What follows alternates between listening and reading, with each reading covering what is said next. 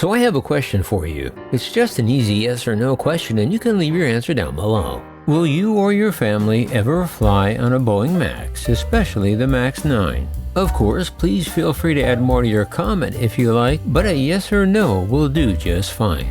But what's that? You're asking me the same question? What would I do? Well, that's a hard no from me. Because I, nor anybody else I love, should ever trust Boeing to make the Max safe. Because if Boeing cared about saving lives, they would scrap the whole program, save the engines, and put them on an all-new clean sheet aircraft. However, we all know that's not going to happen.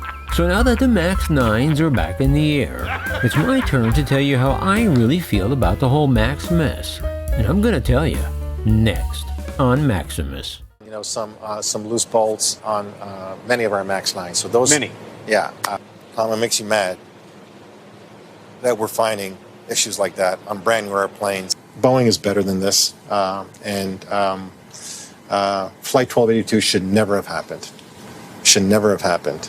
So that, of course, was an angry Alaska Airlines CEO Ben Minicucci speaking with NBC News, expressing his outrage and concern over finding, quote, many brand new Max 9 jets with loose bolts on their emergency door plug installation. Well, since that interview aired early last week, all the pieces of the puzzle have fallen into place. First, the Boeing Max employee whistleblower has come forward with the unsurprising revelation that even though Alaska and other operators of the Max 9 reported finding many loose bolts on their new Max jets, the bolts on the Alaska Air Max 9 blowout jet were not loose at all. That's because there were no bolts in the door to begin with. But I'm sure you know that by now. Yeah, Boeing delivered the plane without any bolts securing the door at all. So I have to ask, how does this once largest aircraft maker in our known universe, that employs hundreds of thousands of people, assemble a plane that has already killed 346 people, by the way? How can they not install the bolts, and then how does it pass the safety inspection before it's shipped to the customer? But don't worry, you have no need to fear for your life, because CEO Dave Calhoun and Boeing management promise that this time they will fix it and you can feel safe on a Max once again. And this past Thursday on January 25th, Boeing shut down the Max assembly line to have an all-hands meeting, where they were going to sit around a campfire and roast marshmallows, and hug and share their feelings as a giant Hawaiian guy played a tiny ukulele and sang Somewhere Over the Rainbow. Well, that's how I pictured it in my mind. Okay, but just exactly how does Boeing plan to make sure this never happens again?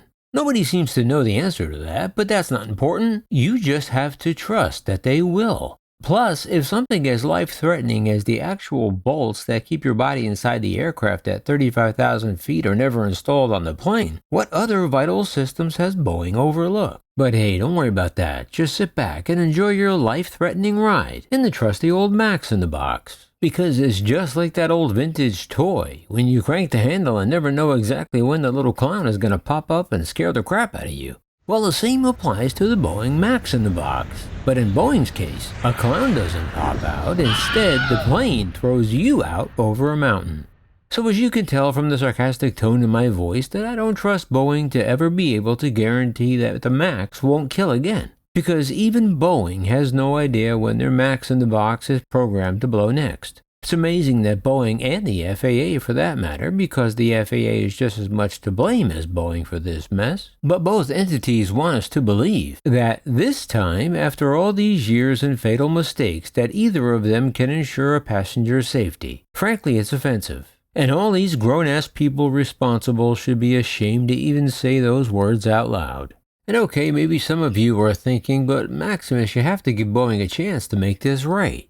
Yeah, no, I don't think I do. Because since the inception of this program, I've seen more than enough evidence to convince me personally that I just can't trust my life to Boeing's Frankenmax killer. But hey, don't take my word for it, let's take a look at the evidence. After over 80 years of engineering excellence that saw the world really trust only one aircraft manufacturer with their lives, and that of course was Boeing. Boeing truly was a juggernaut in every sense of the word. That is until 1997.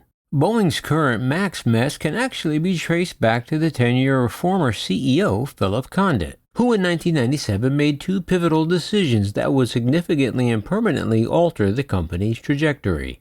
First, he approved the acquisition of McDonnell Douglas in 1997, Boeing's prime competitor in commercial and military aviation. However, unlike Boeing's emphasis on engineering excellence, McDonnell Douglas prioritized cost-cutting and the enhancement of older airplane models at the expense of developing entirely new aircraft. Then in 2001, Condit relocated Boeing's headquarters from its original offices in Seattle to Chicago, motivated by the prospect of gaining $60 million in state and local tax credits over the next 2 decades. This move, however, physically distanced Boeing's corporate executives from the core engineering and product decision-making process, resulting in the alienation of Boeing's Seattle-based engineers while focusing on shareholders and profits over quality and performance. However, after Condit resigned in 2003 following a Boeing U.S. Pentagon ethics scandal, Boeing's board convinced former McDonnell Douglas executive Harry Stonecipher to come out of retirement to replace Condit. Stonecipher, formerly of General Electric, immediately set out to change Boeing's culture, once proclaiming with a childish glee that when people say I changed the culture of Boeing, that was exactly what I intended to do. He said I made Boeing run like a business rather than a great engineering firm.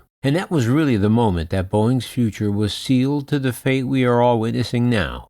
One of Stonecipher's ill-fated decisions was to turn down the proposal from Boeing's head of commercial aviation to design an all-new single-aisle aircraft to replace the Boeing 727, 37, and 57. So instead of designing a new clean-sheet aircraft incorporating all the advances in aviation technology gathered over past decades, Stonecipher chose to maximize profits by stretching the 737 into the next century and using the cash on hand at the time to buy back Boeing stock. However, just 2 years after taking over, Stonecipher resigned after violating the company's code of ethics policy by banging fellow Boeing executive Deborah Peabody. But hey, it's all about second chances with Boeing, right? They want us to just trust them and give them another chance. Well, fast forward to 2011 when Boeing had a chance to do the right thing and they were on the road to creating a new midsize aircraft dubbed the 797. And that's when the wheels fell off. Literally.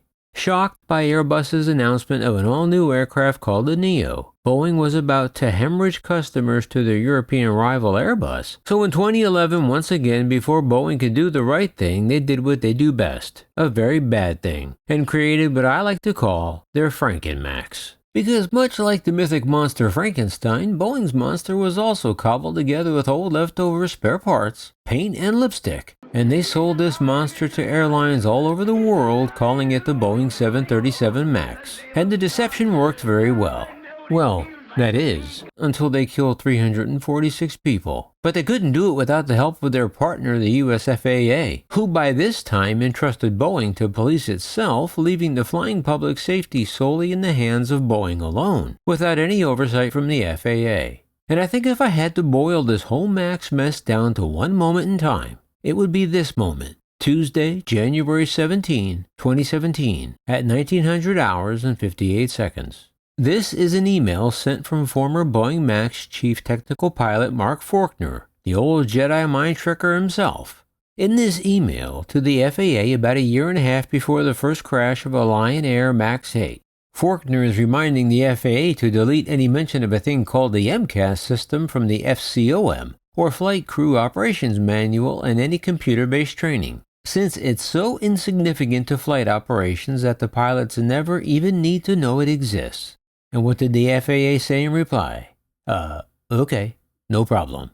Then there was this email in March of 2017 where Faulkner reminded the Boeing sales force to tell the airlines there is no difference between the 737 NG and the new MAX models, so there is no need for any simulator training whatsoever. But in the months leading up to the Lion Air flight, naturally, the Lion Air pilots wanted to get some training on their brand new jet. And they literally begged Boeing to give them simulator training on their shiny new Frankenmax. But Boeing not only denied them, but pilot Faulkner berated them to their face and called them stupid behind their backs. So on 29 October 2018, when 2 Lion Air pilots carrying 189 passengers and crew, shortly after takeoff, much like the Alaska Air blowout, however, Lion Air never made it as high as 16,000 feet. They barely made it to 5,000 feet when their Frankenmax monster attacked them.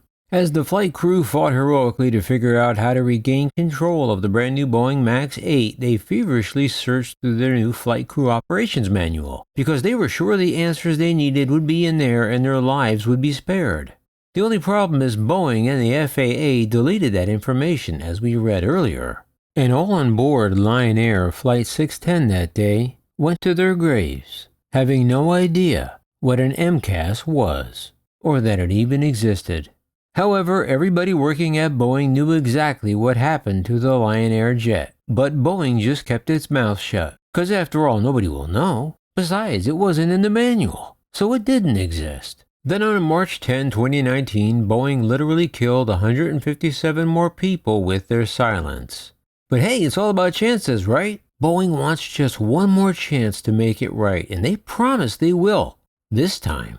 So after that crash, government airline agencies all around the world grounded the Max. That is, except the FAA. They continued to let the planes fly in the United States until the public outcry was just too much, and they finally grounded the plane where it stayed for over 2 years. But then Boeing fixed all the problems and paid the big fines and lawsuits, and nobody went to jail. And Boeing promised that nobody else would ever have to worry about their Frankenmax ever again. That is, until Alaska Airlines blowout in January of 2024. And the only reason, the one and only reason nobody was killed on that flight, finally God took mercy on the innocent Frankenmax victims and spared their lives, which is more than we can say for Boeing. So, will I ever fly on a Boeing Max? Nope. Am I willing to give Boeing another chance and trust they will make things right? Nope. But the real question is, will you? Let me know down below. Well, I can at least wrap this video up knowing nobody was killed or injured this time. But sadly we know we'll all be back here someday, talking about the Frankenmax, killing again. Until next time, yeah, this is Maximus.